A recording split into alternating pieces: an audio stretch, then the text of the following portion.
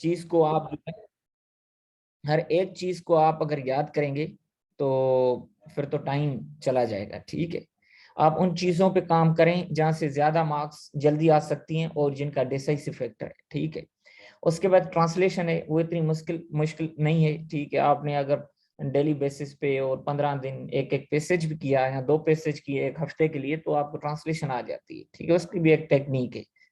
और direct and indirect speech जिसको हम नरेशन कहते हैं वो भी आसान है। हम 9th 10th में तो अच्छे तरीके से, ये भी लेट में पढ़ के आते हैं। ठीक है, वो भी वरना 6th क्लास 7th में हम पढ़ के आते हैं। इडियम्स, इडियम्स बहुत मुश्किल काम है। अगर 1 बाय 1 आप इडियम याद करेंगे, एक तो आप पास पेपर के करें, वो ज्यादातर लगते नहीं है। ठीक है, दूसरा ये कि टेक्निक समझें कि इडियम से माना कैसे निकलती है। ठीक है, अगर वो आपने कर ली तो आपको याद करना होगा तो फिर उसमें भी आसानी होगी। और अगर नहीं भी आता होगा तो आप मोस्ट प्रोबेबली उसकी जो मीनिंग है वो आप डिड्यूस कर देंगे।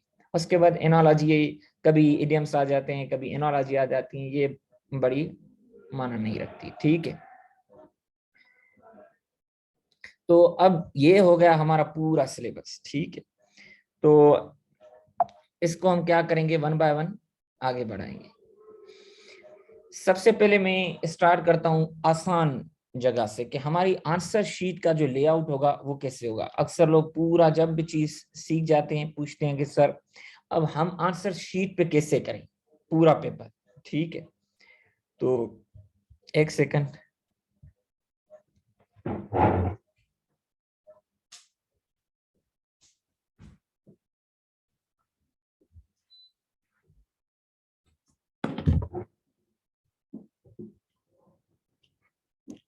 ओके, तो आंसर शीट पे आप क्या करें, दो टेक्निक्स हैं इसमें भी। एक ये कि जिस तरीके से चल रहा है, ठीक है, पहले वोकेबलरी करें, उसके बाद प्रेसी का आप एक जो है ब्लैंक पेपर छोड़ दें। ठीक है, और उसके बाद आप क्या करें कि कंपोजिशन के लिए में 5 क्वेश्चंस आते हैं, एक पेज पे आप 2 क्वेश्चंस करने के लिए छोड़ दें तो 3 पेज उसके भी छोड़ दें। उसके बाद आपने क्या कर दिया, ये टोटल 4 पेजेस जो हैं बीच में आपने छोड़ दिए। अब आपको क्या करना है कि उसके बाद correction, punctuation and prepositions, idioms, translation वगैरह करके आना है। ठीक है, तो अब ये हो गया कि एक तो तरीका ये है कि आपने पेपर करते वक्त 4 पेजेस आपने बीच में छोड़ दिए। दूसरा तरीका ये है कि आप क्या करें कि वोकेबलरी पहले कर ली, ठीक है, उसके बाद correction, punctuation, idioms, translation, comprehension, then precis, आखिर में ये लिख लें। तो ये दोनों मेथड सही हैं। अक्सर लोग पूछते हैं सर प्रेसी पहले लिखेंगे तो पास होंगे, बाद में लिखेंगे तो उसका ध्यान नहीं जाएगा, वो पहले इंप्रेशन करेक्शन से ये बना लेगा। अगर आपको इतना ही मसला हो रहा है तो पहले आप भले लिख लें। ठीक है, बाकी ये कोई माना नहीं रखती। ठीक है, माना वो चीजें रखती हैं जहाँ पे आपने कुछ परफॉर्म किया हो। अगर आपने अच्छी प्रेसी लिखी है तो आपको वो ढूंढ निकालेगा। कॉम्प्रिहेंशन लिखिए, फिर भी आप अगर कहते हैं कि सर लाइक्लीहुड हो जाती है तो आप पहला जो मैंने मेथड बताया उसके हिसाब से आप आगे चलें। अब 1 बाय 1 हम आते हैं उसकी तरफ, वोकेबलरी की तरफ पहले आते हैं। ठीक है, तो वोकेबलरी के लिए जो मैंने तरीका अपनाया था वो जीआरई की 3500 की वोकेबलरी है। ठीक है, आपको क्या करना है कि 3500 वोकेबलरी एक सीएसएस एस्पायरेंट्स के लिए एक गनीमत है। ठीक है, इतनी ज्यादा नहीं है। आप पहले तो उसमें वर्ड होता था, उसकी सिनोनिम्स और 2 उसके सेंटेंसेस कॉन्टेक्स्ट देने के लिए होते थे। ठीक है, उससे क्या हो जाता है कि ये 3500 वर्ड्स की जो ये बैंक है, ठीक है, ये जो आपके पास रिकॉर्ड रूम है वो आपको इतनी हेल्प करता है। आप न्यूज पेपर पढ़ें, आप कोई भी चीज करें, आपको बहुत हेल्प करता है। बुक रीडिंग करें, आप प्रेसी का जो पैसेज है वो रीड करें, कॉम्प्रिहेंशन करें, आपके लिए गनीमत साबित होता है। आप ऐसे में उन proper word at the proper place आप क्या करते हैं वो इनपुट करते हैं, तो ये चीजें आपको क्या करती हैं, बेनिफिट देती हैं। अब वो 3500 वोकेबलरी वहां से याद करने का थोड़ा डिफिकल्ट प्रोसेस है। ठीक है, उसमें ये जो गिला करते हैं ना कि ये तो डेड वोकेबलरी है आप भूल जाते हैं, वो उसमें उनकी गिला बनती है। ठीक है, उसमें वाकई डेड वोकेबलरी होती है। तो आपको क्या करना है कि अब आपको वो गिला भी दूर करनी है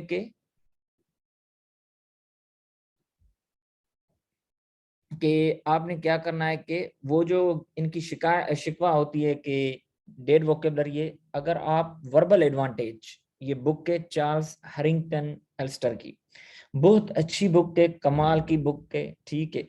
ये जेड लाइब्रेरी के नाम से, ठीक है, एक वेबसाइट है, वहां पे पड़ी हुई है, आप वहां से डाउनलोड करें। उसकी मैं लिंक भी जो है उसकी मैंने शेयर की है इस वक्त आपके इसमें चैट रूम में। तो वहां से आप वोकेबलरी याद करें। वो 3500 वोकेबलरी उस 10 लेवल लिस्ट में ये पूरी करता है, ठीक है। इसमें क्या है कि प्री टेस्ट लेता है, एक टेस्ट लेता है पहले, और उसके बाद एक पोस्ट टेस्ट होती है जब आप पूरा रीड करते हैं। तो लेवल 1 में 50 वर्ड्स होते हैं, उसके सिनोनिम्स, एंटोनिम्स, उसकी जो है मतलब प्रोनाउंसिएशन कैसे होगी, थोड़े उनके जो है सेंटेंसेस, उसका यूजेज अगर उनका तो एटमोलॉजी भी और ट्री वगैरह थोड़ा बताएगा, वो इजी बताता है। एक लेवल में 50 वर्ड्स होते हैं, उसके बाद 10 एमसीक्यूज की टेस्ट होती है। अगर आप 10 वर्ड्स पर डे करते हैं तो ये लिस्ट 5 दिन में पूरी हो जाएगी। छठे दिन आपने रिवीजन करें और टेस्ट करें, मतलब एक वीक में एक लेवल हो गई। तो ये 10 वीक्स में आपकी पूरी 10 लेवल ये जो बुक है वो पूरा हो जाएगा। और 10 वीक्स मतलब 2.5 मंथ। ये बहुत ज्यादा अच्छा बुक है, ठीक है। ये आइडियल बात मैं नहीं कर रहा, आप एक बार एक लेवल करें, आपको मजा आ जाएगा। आपको फील होगा कि वाकई ये बुक है जो आपकी वोकेबलरी, वो भी एक्टिव वोकेबलरी आपकी क्या करता है, बिल्डअप करता है। अगर आप वहां पे जहाँ पे जो सब्जेक्ट आप 25 पे या 26 में फेल कर रहे थे, अगर 15 वोकेबलरी के मिल जाए तो आपका पास हो जाए, आपकी एलोकेशन हो जाएगी। कि एक सब्जेक्ट फेल होने से, प्रेसी के सब्जेक्ट फेल होने से, अगर आपकी वोकेबलरी और आपकी एलोकेशन या आप पास नहीं कर पाते तो आपकी यहाँ पे पास हो जाना था। एक एक मार्क पे एक एक एलोकेशन पूरी चेंज होती है, पूरा कैरियर डिसाइड होता है आपका कि आप पेस पीएसपी से हट के दूसरे ग्रुप में जा सकते हैं, या अपना आपका जो भी डिजायर ग्रुप हो, फॉरेन सर्विस हो, कस्टम हो, या जो भी आपका आईआरएस हो, जो भी हो, तो आप अपने डिजायर ग्रुप से क्या हो जाते हैं, हट जाते हैं। तो मैंने एक जो है वर्ड एज एन एग्जाम्पल लिखा है कि वहां पे पेपर में और वहां पे जो बुक में है किस तरीके से, जैसे कंजीनियल है, ठीक है, इसकी प्रोनाउंसिएशन इसने आसान, अगर ऑक्सफोर्ड एडवांस लर्नर्स डिक्शनरी खोलते हैं तो उसमें वो उसने अपने हिसाब से जो है उनकी जो होती है फोनेटिक्स उसके हिसाब से दिए होते हैं कि प्रोनाउंसिएशन ऐसे होगी। इसने बिल्कुल सिंपल नमूने, ठीक है। उसके बाद इसने इसकी मीनिंग बताई हुई है कि सिंपैथेटिक, एग्रीबल, कंपेटिबल वगैरह वगैरह वगैरह। और उसके बाद थोड़ी इसकी डिस्क्रिप्शन दी है, ठीक है, कुछ वर्ड्स में ज्यादा दी है, कुछ वर्ड्स में कम दी है, ठीक है। तो एंटोनियम्स दिए हैं इसके वगैरह वगैरह, ठीक है। तो इस तरीके से ये वर्ड को आपको क्या करता है कि हेल्प करता है कि आप उसको क्या करें, डाइजेस्ट करें, ठीक है। जैसे डाइग्रेशन का लफ्ज है, वो आपको बताएगा कि ये जो ग्रेस है उसमें डाइग्रेशन बनती है, इनग्रेस बनती है, इग्रेस बनती है। तो पूरा आपकी जो वोकेबलरी है वो अच्छे तरीके से यह क्या करेगा, बिल्डअप करेगा।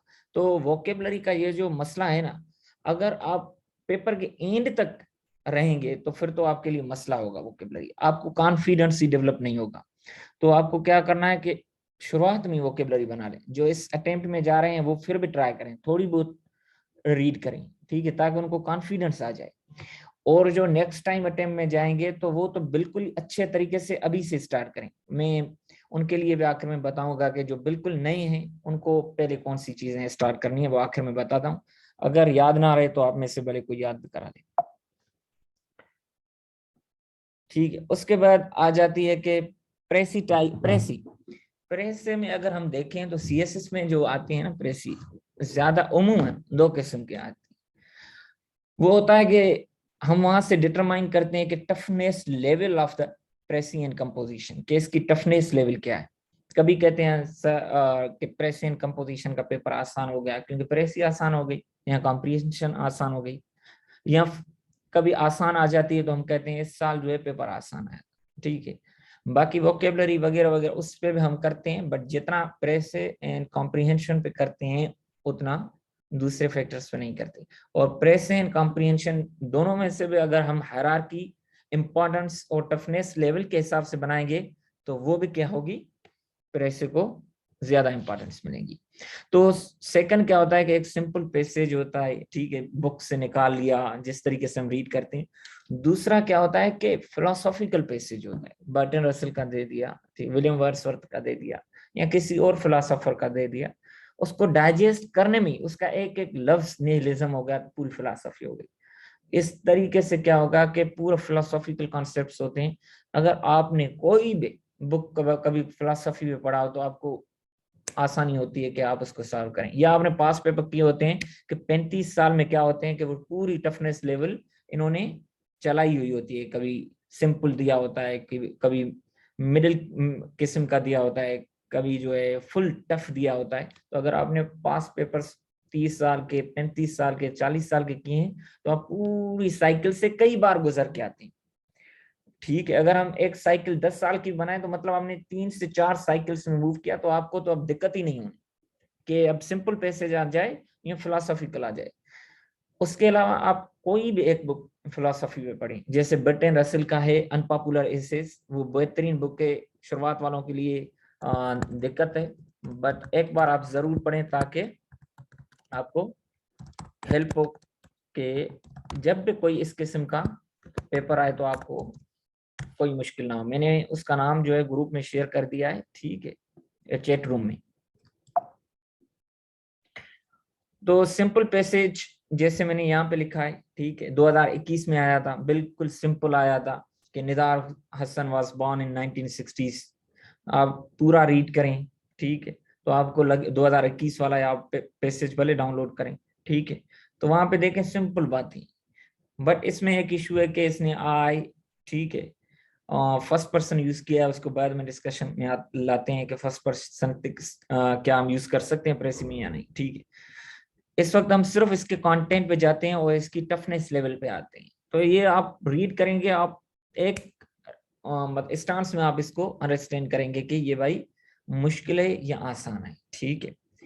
उसके अलावा दूसरा पैसेज अगर हम देखें कि ये 2006 वाला है, ठीक है, ये फिलोसॉफिकल है, ठीक है, इसमें फिलोसोफर्स का भी जिक्र है कि आपको अच्छे तरीके से इसको रीड करके, अगर आपकी इस टाइप के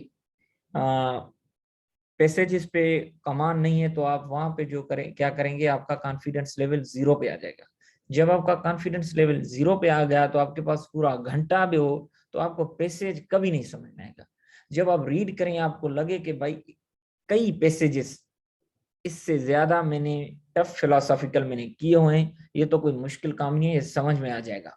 तो फिर आप कोई भी पैसेज है, कितनी भी उसकी टफनेस लेवल 100% ही क्यों ना हो, तो आप क्या करेंगे, इतनी मार्क्स हासिल कर लेंगे, उसको कंप्लीट कर लेंगे कि आप पास हो जाएं, आपको फेल होने का गम नहीं रहेगा, ठीक है।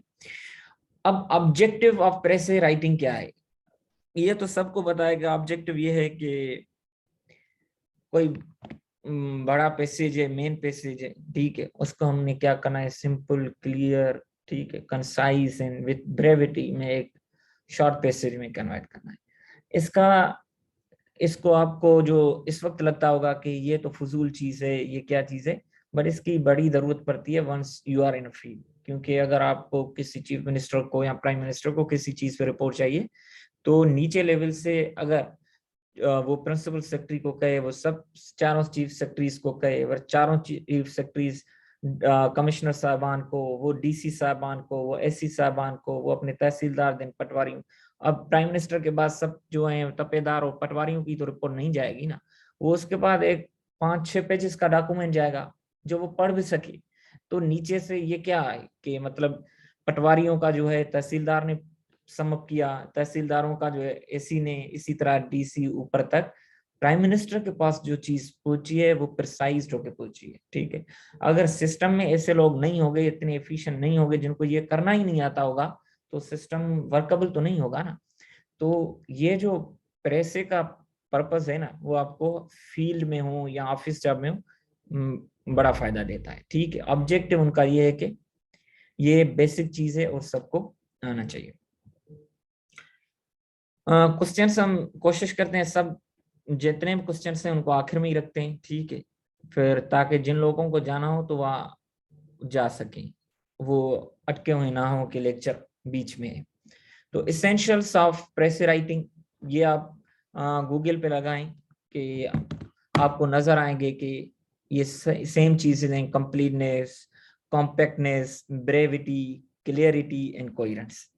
ठीक है, कंप्लीटनेस से मुराद ये है कि जितने भी आइडियाज का जिक्र है ना उसमें, प्रेसे में जो मेन पैसेज है उसमें कोई भी आइडिया आप स्किप ना करें। ठीक है, पूरे के पूरे आइडियाज आपको क्या करना है कि आपके प्रेस राइटिंग में रिफ्लेक्ट होने चाहिए।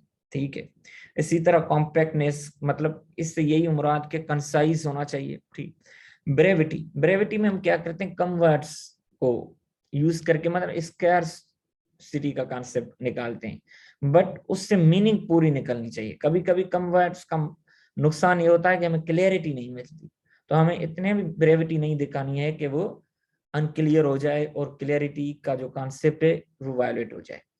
कोहेरेंस, कोहेरेंस का सबसे, अगर मुझसे कोई पूछे तो सबसे ज्यादा मसला प्रेस राइटिंग में, बंदा कंप्लीटनेस भी कर लेता है, उसको पता है कॉम्पैक्ट करना है, क्लियरिटी भी कर ली जितना लिखा उसमें क्लियरिटी, बट कोहेरेंस का सबसे ज्यादा मसला है, क्योंकि उसने बीच में से चीजें काटनी होती हैं। तो अब कोहेरेंस कैसे डेवलप हो, कोहेरेंस का मतलब ये हो कि लॉजिकल कनेक्शन हो। ठीक है, बात बात से निकले, बीच में आप बातें जो है निकाल रहे हैं तो बात बात से कहां कैसे निकलेगी। तो कोहेरेंस मेंटेन करना सबसे मुश्किल काम है प्रेसी में। ठीक है, तो इसको जिक्र करते हैं कैसे करेंगे। तो रिक्वायरमेंट ऑफ अ गुड प्रेसी अगर हम देखें तो इसमें आपको क्या करना है कि टाइटल आपका जो है मस्ट होगा। ठीक है, आपसे पूछे पेपर में आपने टाइटल देना है, ना पूछे फिर भी आपको देना है। अब मसला ये आ जाता है कि हम टाइटल कैसे ढूंढें। कुछ लोग कहते हैं कि भाई टाइटल फर्स्ट सेंटेंस में होता है, और कुछ लोग कहते हैं कि टाइटल जो होता है लास्ट सेंटेंस में होता है, और कुछ लोग कहते हैं मिडिल में भी होता है। अब ये जो फर्स्ट सेंटेंस, लास्ट सेंटेंस या मिडिल सेंटेंस का कॉन्सेप्ट कहाँ से आता है, ये कॉन्सेप्ट हमारे पैराग्राफ राइटिंग से आता है।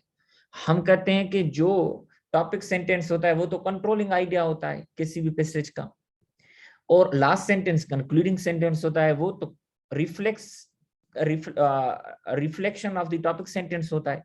मतलब जो टॉपिक का, जो पैसेज का या पैराग्राफ का मेन थीम होगा वो यहाँ तो टॉपिक सेंटेंस में होगा या लास्ट सेंटेंस कंक्लूडिंग सेंटेंस में होगा। ठीक है, बट जब आप पैराग्राफ राइटिंग करते हो तो आप राइटर होते हो और एकेडमिक राइटर होते हो, तो आप ये रूल्स फॉलो करते हो। जो पैसेज आपको मिला है हो सकता है वो बड़ा राइटर हो, उसने ये रूल्स फॉलो नहीं किए, उसने बीच में कंट्रोलिंग आइडिया रख लिया होती टॉपिक सेंटेंस, तो पहले सेंटेंस से या लास्ट सेंटेंस से टाइटल निकालने का जो प्रिंसिपल है यहाँ पे तो काम नहीं करेगा।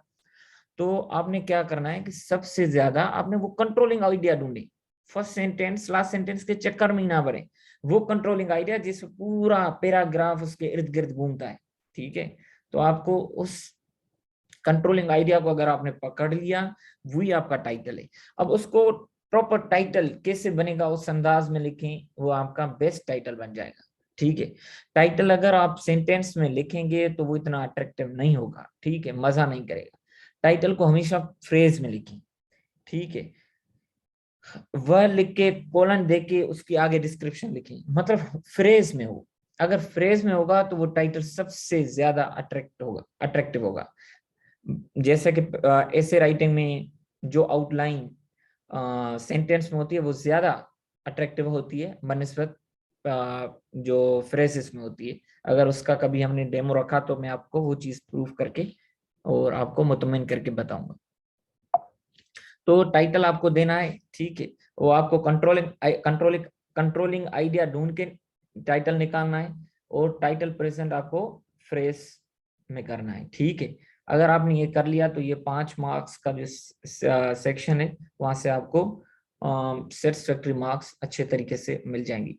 बात यही कि एक एक मार्क कीमती है।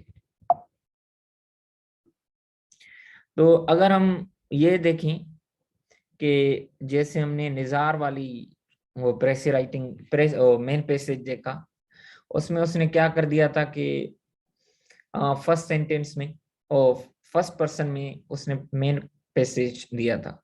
ये भी गालबन 2016 की है, आई थिंक चेरोकी वाली है। ठीक है, तो इसमें भी इसने फर्स्ट पर्सन यूज किया है।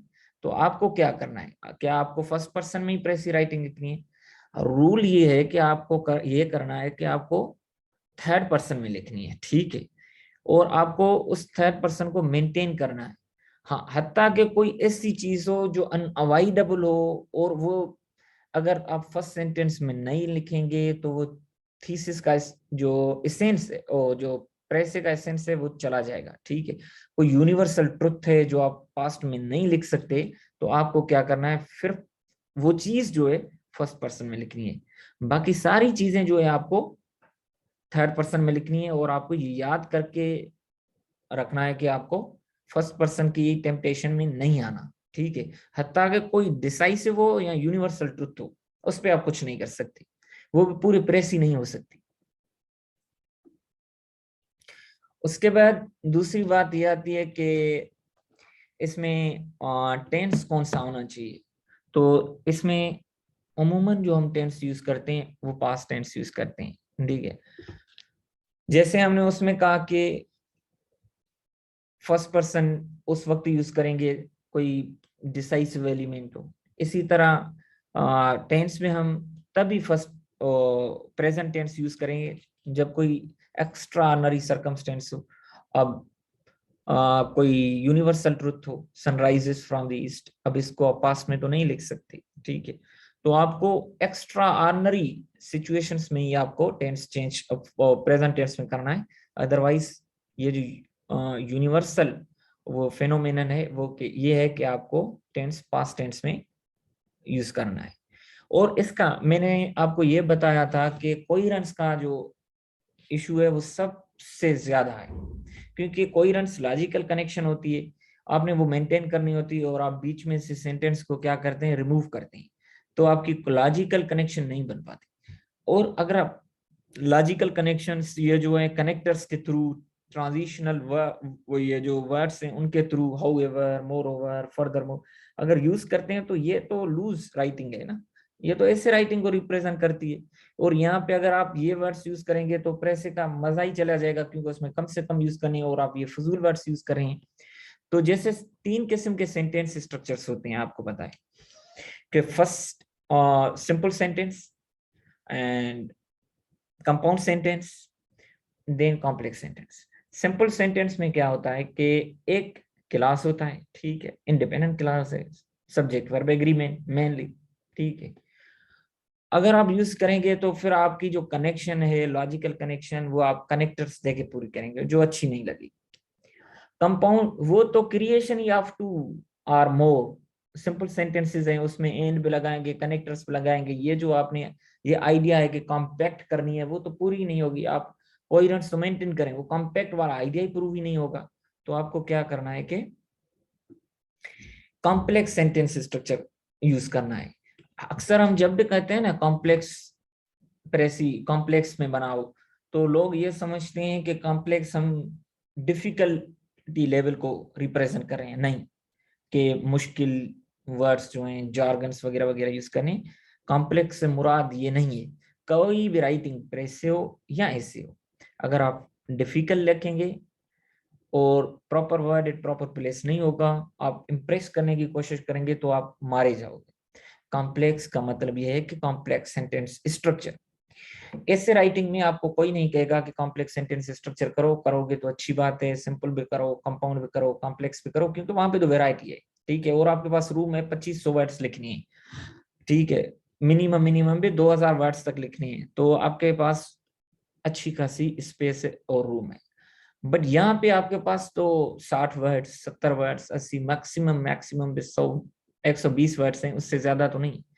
अब में आपने कोई आइडिया भी मिस नहीं करना, कॉम्पैक्ट भी होना है, ठीक है, मतलब कंसाइज होना है, ब्रेविटी भी शो करनी है, ठीक है, कि proper word at proper place हो, ताकि आपको ज्यादा वर्ड्स ना यूज करने पड़े, और कोहेरेंस भी मेंटेन करो। कोहेरेंस कॉम्प्लेक्स सेंटेंस स्ट्रक्चर ही मेंटेन कर सकता है प्रेसी में, अदरवाइज प्रॉपर प्रेसी बनी नहीं पाएगी, ठीक है। आपने क्या करना है, कॉम्प्लेक्स सेंटेंस स्ट्रक्चर में क्या होता है कि एक सबऑर्डिनेट क्लास होता है, ठीक है। दूसरा उसमें क्या होता है कि मेन और इंडिपेंडेंट क्लास होता है, एक या एक से ज्यादा भी हो सकते हैं, बट सबऑर्डिनेट क्लास मिनिमम वो भी एक होगा। इससे आप क्या कर सकते हो, जैसे अल्दो से हम यूज करते हैं, वो क्या करता है कि कोहेरेंस, एक फ्लो देता है, एक तो उसमें वर्ड्स भी कम यूज होते हैं और वो कनेक्शन मेंटेन करने के लिए वो ज्यादा फेवरेबल होता है। दावा वो थोड़ा मुश्किल है, बट जब आप सीएसएस की प्रिपरेशन करते हो तो कॉम्प्लेक्स सेंटेंस स्ट्रक्चर प्रेसी का मेन कंपोनेंट है। बाकी ये कंप्लीटनेस, कॉम्पैक्टनेस, कंसाइजनेस आपको याद भी ना हो कोई फर्क नहीं पड़ता। सबको पता है कि मुझे कोई आइडिया मिस नहीं करना, वो चीजें करनी है, ये चीजें करनी है। बट कॉम्प्लेक्स सेंटेंस स्ट्रक्चर आपको हर सिचुएशन में उस पर कमांड हासिल करनी है। 1-2 घंटे का काम है, ज्यादा नहीं। आपको नहीं पढ़ने में आता, आप जो वीडियो देख लें, कोई पाकिस्तानी लड़कों के या इंडियन जो यूपीएससी की प्रिपरेशन या सिंपल वीडियोस रिकॉर्ड करते हैं, उनके अच्छे वीडियोस हैं, आप वहां से अच्छे तरीके से स्टडी कर सकते हैं और बेनिफिट हासिल कर सकते हैं।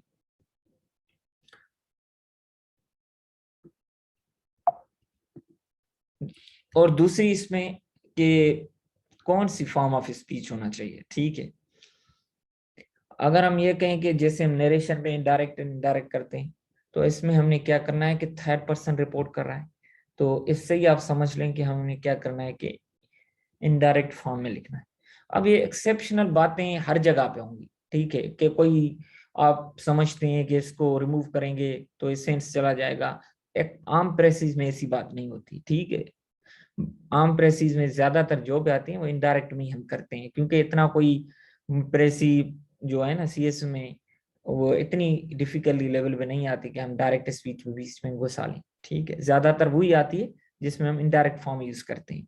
तो आपने उन मोटी मोटी बातों को याद करना है, एक्सेप्शनल केसेस में नहीं पढ़ना। वो वहां पे अगर आ भी जाए तो आए तो आप ये फर्स्ट पर्सन आ गई है प्रेसी, तो आप ये ना ढूंढने पड़ जाना कि अब एक्सेप्शनल केस कौन सा है। डायरेक्ट आ गया है तो अब एक्सेप्शनल केस कौन सा है, तो आपने सिंपल जो एक नॉर्म है, एक वैल्यू है, उसके हिसाब से चलना है। अब लेंथ आपको पता है कि 1/3 ऑफ द ओरिजिनल पैसेज है, और ये नहीं है कि अगर कोई पैसेज 460 वर्ड्स का है तो आपको 120 करनी है। अगर एक ऊपर का एक नीचे गया तो उसको पेपर को जो है फेंकना है, ऐसी कोई बात नहीं है। 5 प्लस माइनस 5 वर्ड्स आप कर सकते हैं, 10 तक भी जा सकते हैं अगर आपके कम है। 5 वर्ड्स ज्यादा हैं, 6 हैं, 7 हैं, कोई बड़ी बात नहीं है, परेशान नहीं होना, ठीक है। कोई हार्ड एंड फिक्स बात नहीं है कि आपने वो अब ये जो है आर्टिकल्स निकालना कट करना शुरू कर दें, ए एन द, उसके चक्कर में आपने दूसरा तीसरा चौथा रफ ड्राफ्ट बनाए तो आपका टाइम निकल जाएगा। इन अननेसेसरी चीजों में पढ़ना ही नहीं है, ठीक है। और कभी कभी सीएस में क्या होता है कि 2 पैराग्राफ्स का वे पैसेज आ जाता है, ज्यादातर आ जाता है। मल्टीपल्स का तो इतना नहीं आता, 3 और 4, 2 का ज्यादातर आ जाता है। आपको क्या करना है, प्रेसी का आपको एक ही बनाना है, ठीक है। आपको एक ही पैराग्राफ बनाना है, और वो चीजें जो मैंने पहले डिस्कस की वही चीजें जो है आपको मेंटेन करनी है, और उसके अलावा आपको कहीं और नहीं जाना, और 2 पैराग्राफ्स बनाने की बिल्कुल भी गलती नहीं करना, ठीक है। और उसके अलावा ये जो, एक सेकेंड,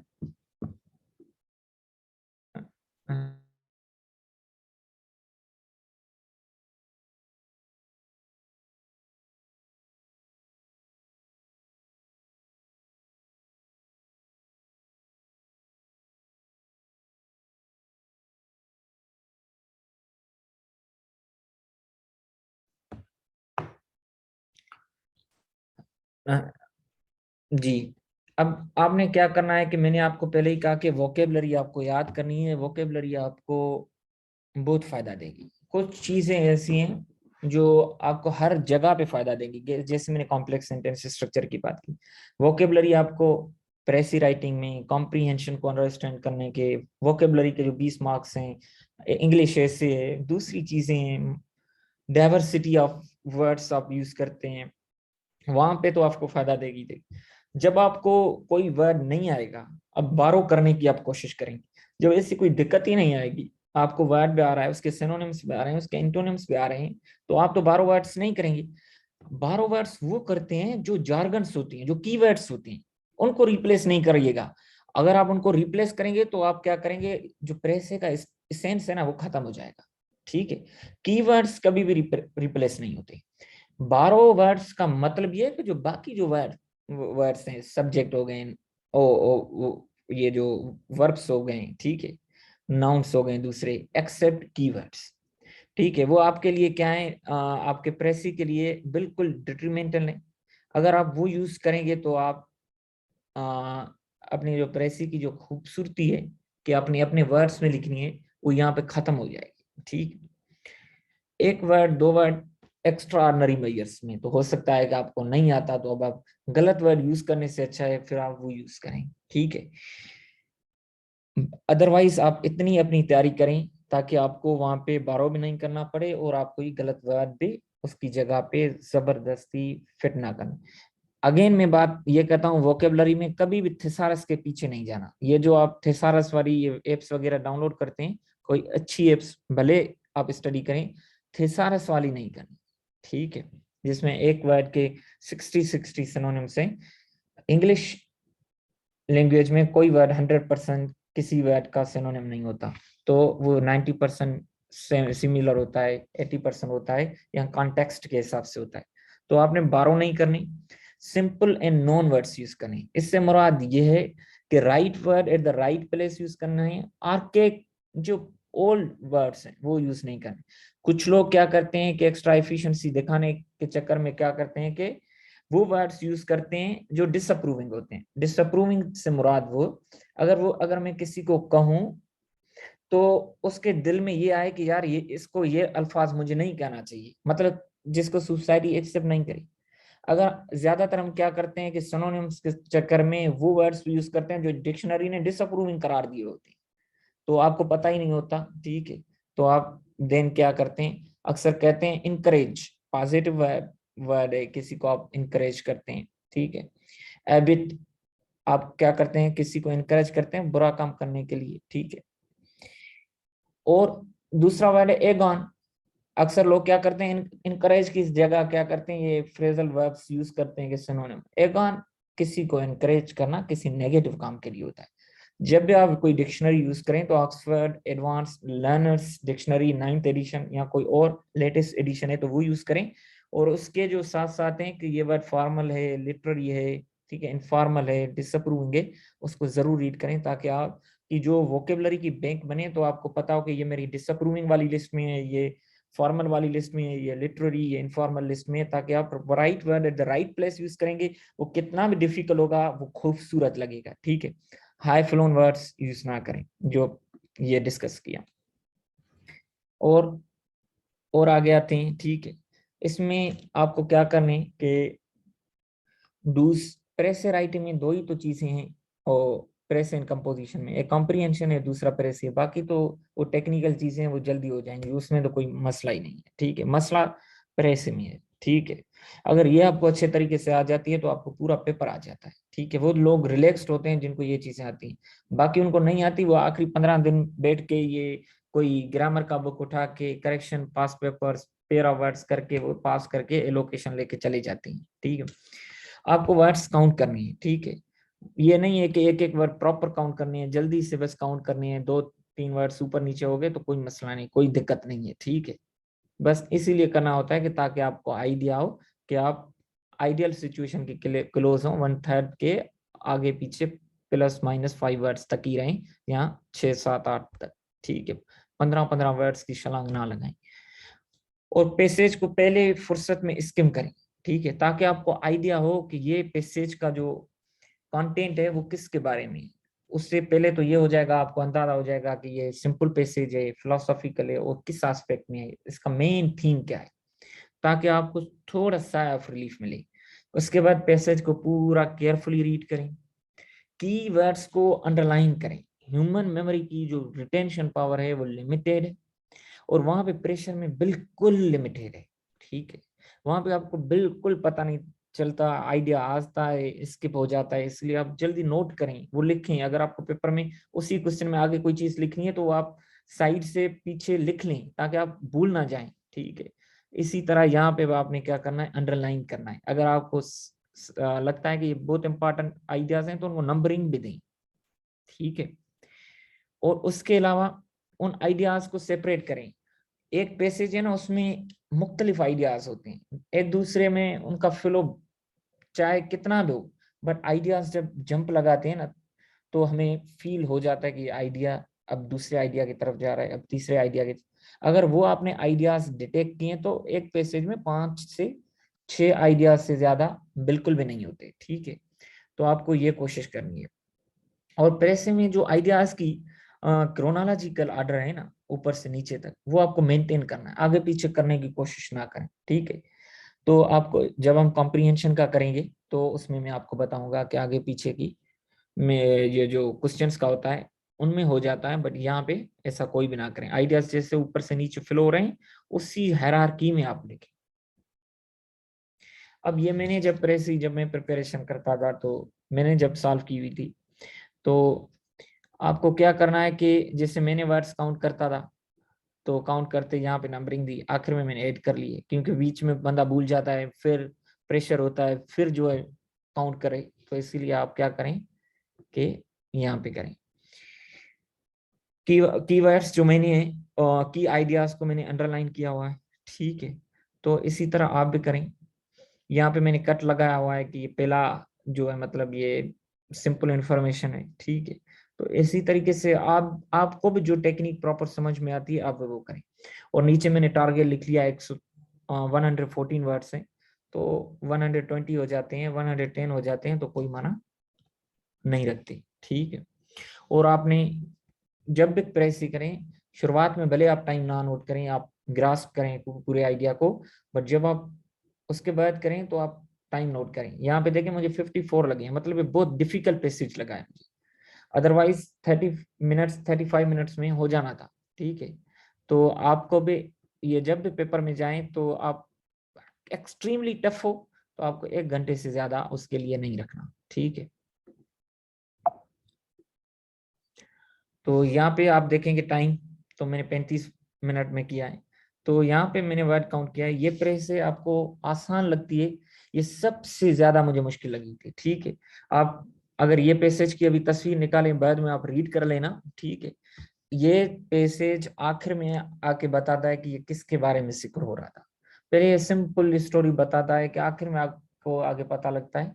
तो ये बहुत मुश्किल पैसेज है।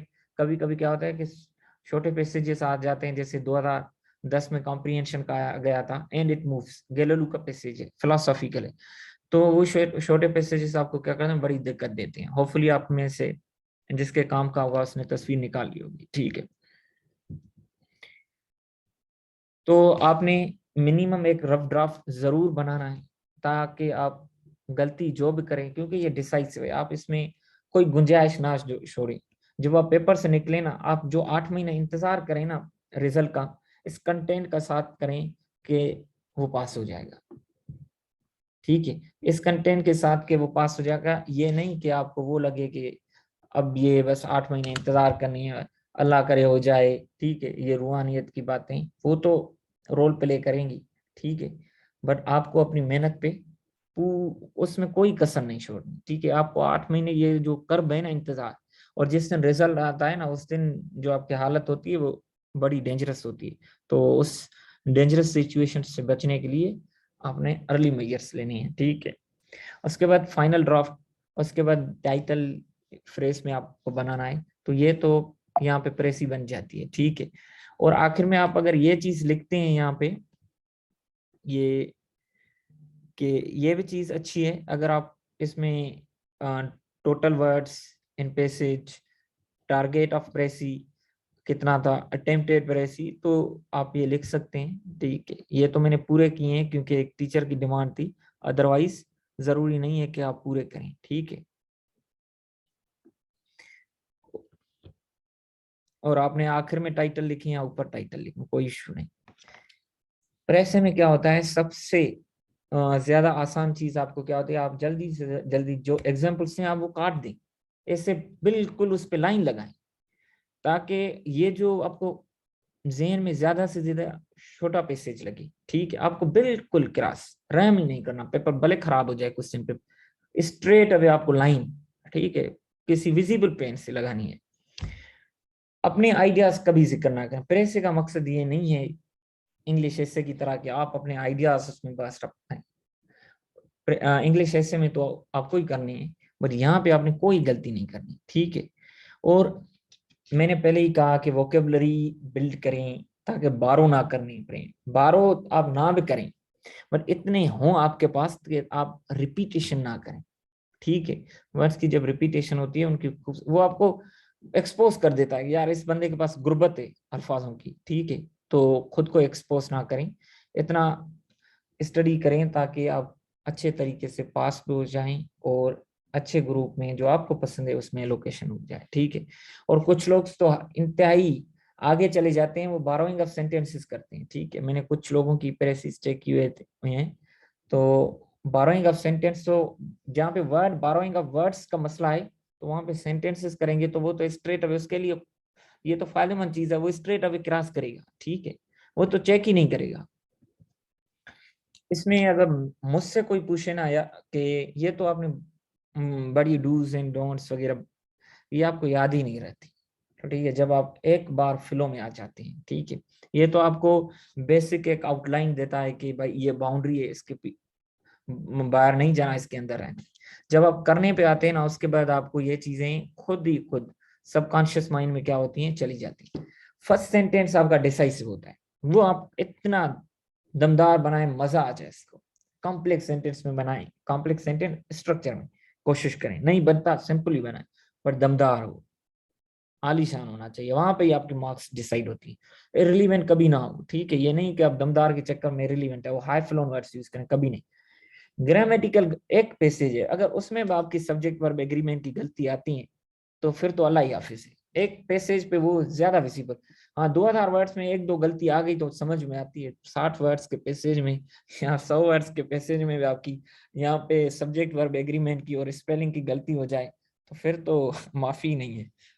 तो उसके अलावा टाइटल, टाइटल पे इन तीन चीजों पे आप कोई कंप्रोमाइज ना करें। बाकी तो आपको पता है कि जो चीज मिली है वही डिटो का पे रिलीवेंस लिखनी है, ठीक है। वही 1/3 लिखनी है, वो तो आप सबको पता है, उसमें तो कोई मसला ही नहीं है, ठीक है। अब ये आती है कि इंग्लिश प्रेस एंड कंपोजिशन, ये आपको इंग्लिश एसे हो, पास पेपर्स हो, precis and composition and English essay, इन दो सब्जेक्ट्स पे गिरप हो जाती है तो तकरीबन 50% हर सब्जेक्ट की प्रिपरेशन हो जाती है। बाकी पेपर्स में भी आपकी अगर ग्रामेटिकल मिस्टेक्स हों छोटी मोटी तो बर्दाश्त हो जाएंगी, अब बार बार हो तो आपको मार्क्स ही कम मिलेगी, ठीक है। मेरी शुरुआत में ये गलतियां होती थी, मैंने जब मॉक एग्जाम्स शुरुआत में दिए थे 3-4 महीने स्टडी के बाद, तो ग्रामेटिकल मिस्टेक्स होती थी। एक टीचर ने कहा कि मैं आपको 8 मार्क्स देता हूँ क्वेश्चन की, अगर ग्रामेटिकल सही होती तो मैं आपको 12 देता। तो ये हकीकत में होता है अगर आपकी एक्सेस में गलतियां होंगी। तो ये बुक मुझे बहुत ज्यादा पसंद है, रेनिन मार्टिन, पुराना बुक है, ज्यादा अच्छी टेक्निक्स आ गई हैं, आप इस पे आ जाएं, या कोई और माइकल स्वान का बुक या कोई और अच्छा बुक हो आप उस पे आ जाएं, ठीक है। ये इंग्लिश ग्रामर इन यूज है, रेमन मर्फी का है, ठीक है, 4th एडिशन। तो 4th एडिशन आपके पास अगर लेटेस्ट एडिशन है वो करें, 3rd एडिशन है वो करें, कोई मसला नहीं। इसमें 45 लेसन हैं, ठीक है। 1 घंटे में 3 लेसन आसानी से हो जाते हैं, ठीक है। 20 मिनट्स में एक लेसन, ठीक है। तो अगर आप 3 लेसन पर डे करते हैं, वो 1 घंटे में नहीं होते, 2 घंटे में ही होते हैं, ठीक है। उनकी एक्सरसाइज भी करते हैं तो ये आपका 15 दिन में तो हो जाएगा, 15 दिन में आपके पास बुक पूरा हो जाएगा ग्रामर। आज मुझे एक लड़के ने मैसेज किया कि मैंने 15 दिन, मैंने खैरपुर गया हुआ था गाँव अपने, मैंने उसको बता के आया था कि ये 15 दिन के बाद कुछ चीजें मैं उसको दे के आया था कि पूरी करना, उसमें ये भी था, और उसने आज मुझे मैसेज भी किया कि मैंने पूरी कर दी। तो जब बंदा वो आपको टास्क पूरी कर के देता है आपको, तो आपको भी दिल करता है कि उसको और गाइड करें, ठीक है। तो आपको भी क्या करना है, इंग्लिश ग्रामर इन यूज ये चीजें करें, आपकी ग्रामेटिकल गलतियां ही खत्म हो जाएंगी। जो आपको चेक करेगा ना वो आपको सिंसियरली फिर गाइड करेगा, जो आपको ग्रामेटिकल एरर्स निकालेगा उसके लिए ये है कि यार इसको इसके पीछे लगा दो ताकि तंगी ना करे, बुक थमा दिया रेन मार्टिन का, भाई अब ये कर। अगर आपकी ये गलतियां नहीं होगी ना तो आप इंग्लिश एसे वाला भी फिर बड़ी बड़ी बातें बताएगा कि इंट्रोडक्शन कंक्लूजन कैसे बनेगा, ये बात दूसरा बंदा प्रेसी वाला बताएगा प्रेसी कैसे, कॉम्प्रिहेंशन, फिर आपको कोई दिक्कत नहीं होगी, ठीक है। ये बुक है इंग्लिश बुक 1 फर्स्ट ईयर का है, FSC पार्ट 1, पंजाब करिकुलम इन टेक्स्ट बुक बोर्ड, ठीक है। ये जैसे जनरल साइंस एंड एबिलिटी में मैथ एंड साइंस 6 क्लास से 10वें क्लास तक आती है, तो ये पे पंक्चुएशन वहां से आती है। एक ये पंक्चुएशन के हिसाब से आप जितने रूल्स याद करते हैं ना, ये बड़ा मुश्किल है, रोखा काम है। आपको क्या करना है कि आपको एक काम करना है कि इस बुक के 3 से 4 लेसन्स आपने रीड करने हैं, और इससे ज्यादा कुछ करना ही नहीं है। कोई रूल ना बनाए आप, कोई रूल प्रिपेयर ना करें। 5 मार्क्स होंगे ना पंक्चुएशन की, मैं आपको यकीनन कहता हूं मिनिमम मिनिमम 4 मार्क्स आपको मिल जाएंगे। रूल्स की तरफ जाएंगे, टाइम ज्यादा करेंगे, कंबरसम प्रोसेस होगा, उसमें 4 मार्क्स भी आपको नहीं मिलेंगे, ये तयशुदा है। ठीक है, तो अगर आप चाहते हैं कि डेली आप एक ही लेसन करें, 4-5 दिन में आपका पंक्चुएशन की 5 मार्क्स आप सेफगार्ड कर लेंगे, तो बिल्कुल आप कर लेंगे। ये आपको मैंने बुक का एक लेसन है बटन बटन के नाम से, आप इसमें देखें। ये इंक्वायरी बेस्ड लर्निंग में आपको बता रहा हूँ, ठीक है, एक्सपोज कर रहा हूँ सिचुएशन में। उसमें आप देखें कि the package was lying by the front door, ठीक है, डैश अ क्यूब, इसमें फिर दूसरी आ जाती है, ठीक है, a cube shaped cotton seal with tape comma their name and address printed by hand colon। कितनी बार आप देखें यूज की हुई। अब ये जो पहली वाली है ना, आपको बता रही है कि ये डिस्क्रिप्शन है। ये जो क्यूब शेप्ड वाली है, ये आपको एडजेक्टिव प्रिपेयर करने का बता रहा है, ठीक है। कामा एड्रेस में कैसे आएगी ये चीजें, ठीक है, पूरी चीजें आपको, अगर आप एक एक चीज स्टडी करेंगे, यहाँ पे आप देखेंगे ये I am mister Stewart period, उसके बाद एपॉस्ट्रॉफी बंद करता है, कहाँ पे एपॉस्ट्रॉफी के अंदर पीरियड देता है, कहाँ पे बाद में देता है, तो ये भी आपको अंदाजा हो जाएगा। तो आपको ये जो 4 लेसन है, मिनिमम मैक्सिमम 4 लेसन, ठीक है, आप ज्यादा ना करें। आपका जो पंक्चुएशन वाला काम है ना, वो आपका इधर ही हो जाएगा, आपको कोई दिक्कत नहीं होगी, कोई रूल्स पढ़ने की जरूरत नहीं है। उसके बाद आप थोड़े रूल्स वाले पढ़ लें, वो आपकी मर्जी है, ठीक है, ताकि आपका टेंशन उतर जाए कि मैंने ये भी काम किया है। बाकी आपको कोई दिक्कत नहीं है, ठीक है। तो बटन बटन पहला लेसन है, उसके बाद 2-3 और लेसन, 4 लेसन करें, मैंने यहाँ से किया था, और मेरी पंक्चुएशन की आज तक कोई गलती नहीं होती, ठीक है। पहले मैं पंक्चुएशन में बिल्कुल पुअर था। तो अब आपने क्या करना है, करेक्शन। देखो ना, ये यहाँ से मार्क्स आप ज्यादा से ज्यादा हासिल कर सकते हो, ठीक है। आपने, आपको अगर क्रैश लैंडिंग से या नोज डाइविंग से बचाना है, तो ये आसान तरीका है, ठीक है। Correction of English sentences fast paper से करनी है आपने, ठीक है, बिल्कुल आसान तरीका है, क्योंकि उसमें same preposition, reflexive, avail himself, avail my self, वही वर्ड्स रिपीट होते हैं। सब्जेक्ट वर्ब की एक गलती आती है, एक डायरेक्ट एंड इनडायरेक्ट की उसी में भी गलती आती है, एक पंक्चुएशन के पैसेज के अलावा पंक्चुएशन की भी उसमें एक गलती आती है। तो 5-10 में से करना तो कोई मुश्किल काम ही नहीं है, ठीक है। अगर आपको और भी लगता है तो कोई और, जैसे एक्सरसाइजेज हैं कुछ करेक्शन की, रेनिन मार्टिन में, रेनिन मार्टिन पूरा नहीं करना, वो एक्सरसाइज काम की बातें। Brush up your grammar, lesson 13 and 14, इसके अलावा करेक्शन का उसमें कोई काम ही नहीं, ये 2 लेसन वहां से करने। अगर नहीं भी करते तो मैं कहूंगा, अगर आपके पास सिर्फ रेनिन मार्टिन है, वहां से थोड़ी कर लें, वो भी नहीं है तो पास पेपर से करें। अगर ये भी नहीं है, गूगल में इनपुट करें, वहां पे एक्सरसाइज है ना, वो सॉल्व करें, ऑनलाइन जो क्विज़ेस हैं, इनफ है, ठीक है। बट ये तुक्के भी ना करें, अगर वो आपको नहीं आता, आपने गलत किया, आप देखें कि कौन सा था, उसकी बनाए कि लिस्ट बनाएंगे, ये मैंने प्रेपोजिशन वाला गलत किया, ताकि आपके पास 6-7 आइटम्स हो कि यार इसमें प्रेपोजिशन वाला आता है, रिफ्लेक्स वाला आता है, सब्जेक्ट वर्ब डायरेक्ट, फिर आपका जो ज्यादा वीक एरिया उस पर थोड़ा स्टडी कर लें, ऑनलाइन ही स्टडी कर लें 5-10 मिनट, उससे ज्यादा भी ना करें, ठीक है। तो इसके अलावा जो बाकी कॉम्प्रिहेंशन वाला जो एरिया है, ठीक है, और बाकी जो चीजें और चीजें जो हमने इस पेपर में देखनी है, ट्रांसलेशन हो गई, डायरेक्ट इनडायरेक्ट हो गई, आइडियम्स इडियम्स हो गए, एनोलॉजी हो गई, प्रेपोजिशन, पेयर ऑफ वर्ड्स, ठीक है। बाकी चीजें हम क्या करेंगे, ये कल वाले डेमो सेशन में रखते हैं। अगर आपको इस वक्त कोई क्वेश्चन है तो आप हैंड रेस करें, उसके बाद आप